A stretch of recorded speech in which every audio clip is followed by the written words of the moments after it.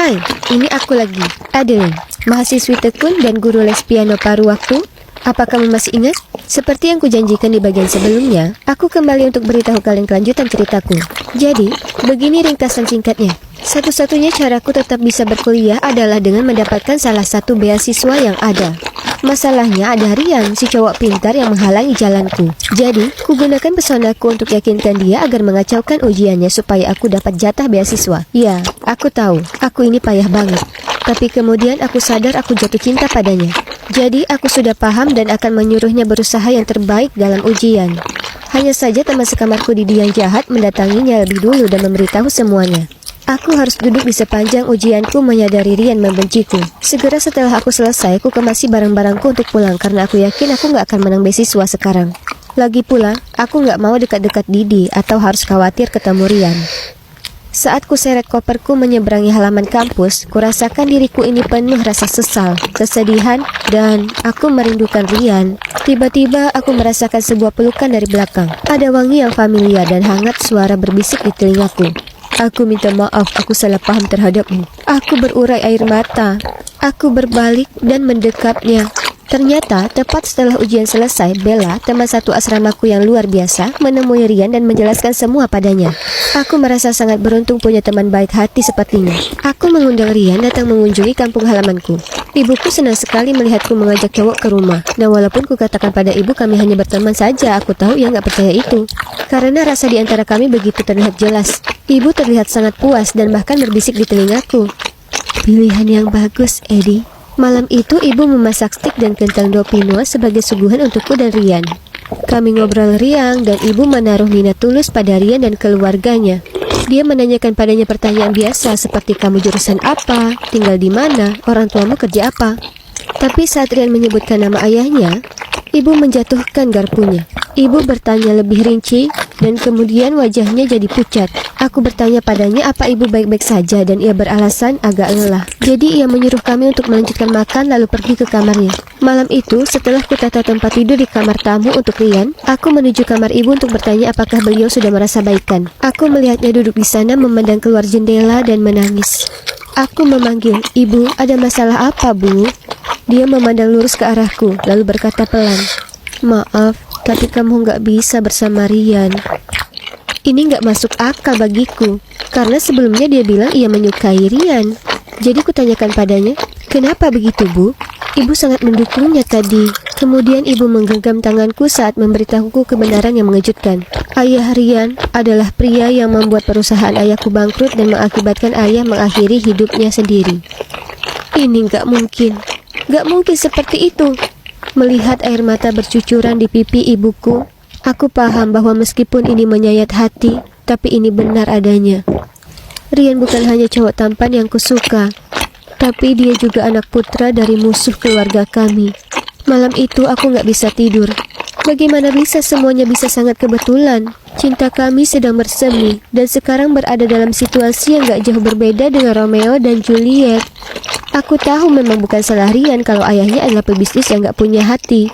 Tapi di waktu yang sama, bagaimana mungkin aku terus menemui cowok yang aku tahu adalah putra dari pria yang menyebabkan ayahku mengakhiri hidupnya?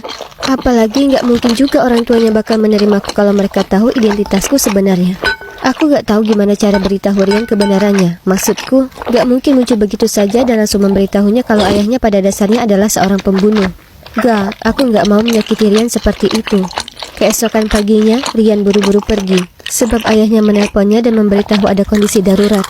Dia memberiku ciuman perpisahan dan aku merasakan hatiku terluka. Itu bukan saja ciuman pertama kami, tapi aku tahu itu pasti yang terakhir. Dia bilang akan menemuiku di kampus, dan aku bergumam, ya tentu. Aku gak punya cukup uang untuk kuliah. Ya, gak mungkin aku bisa balik ke sana. Aku merajuk di sekitar rumah merasa gak karuan. Kemudian di luar dugaanku, pihak kampus menelpon dan memberitahu bahwa aku mendapatkan beasiswanya. Ini sungguh mengejutkan, dan meski merasa beruntung, aku juga merasa sedih. Ini berarti aku gak bisa menghindari Rian. Sebaliknya, aku harus menghadapi cowok yang kusukai ini setiap hari dengan kesadaran aku akan mengkhianati memori ayahku jika aku terus bersamanya. Rian bilang dia akan menjemputku di bandara. Aku sangat gugup. Nyatanya, aku takut gak bisa kendalikan emosiku yang saat bertemu dengannya membuatku jadi senang. Saat aku menunggunya, tiba-tiba di HP-ku muncul kalimat, "Sayang, maaf, aku gak bisa menjemputmu. Ada urusan penting saat ini dan aku harus tetap di sini lalu membantu ayahku memecahkan masalah perusahaan. Aku akan berusaha pulang secepat mungkin. Aku kangen dan gak sabar ketemu kamu."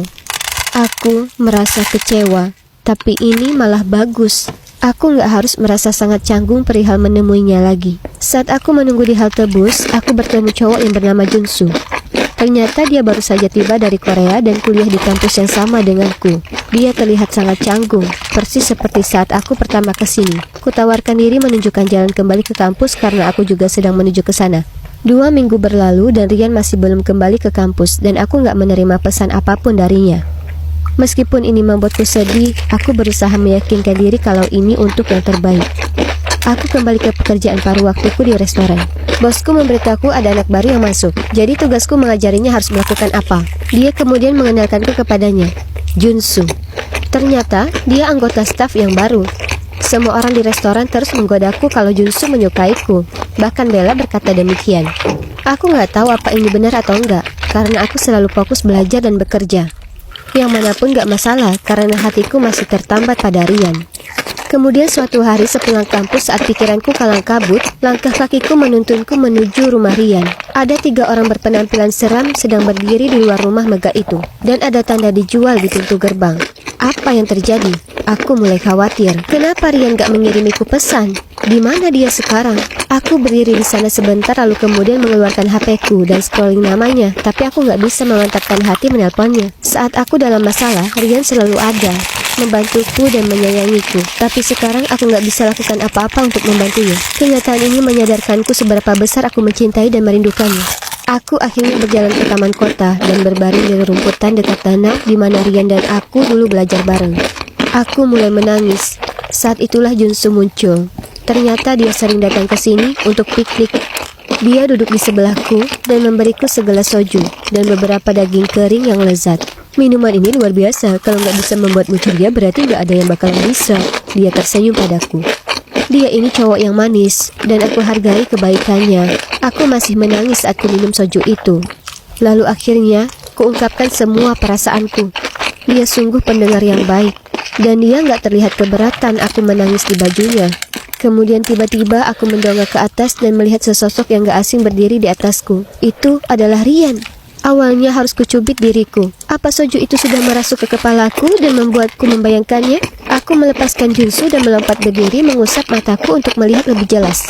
Itu memang benar, Rian. Dia berdiri di sana, terlihat terkejut dan sangat marah. Dia kemudian berpaling dan aku mengejarnya. Tapi karena aku agak mabuk, aku terjatuh ke tanah. Aku berteriak menjelaskan padanya bahwa itu gak seperti kelihatannya, tapi dia memilih untuk mengabaikanku. Aku gak punya pilihan selain berbaring saja di tanah dan menyaksikan cowok yang kucintai segenap hati berjalan meninggalkanku. Saat ini semua nampak sangat rumit.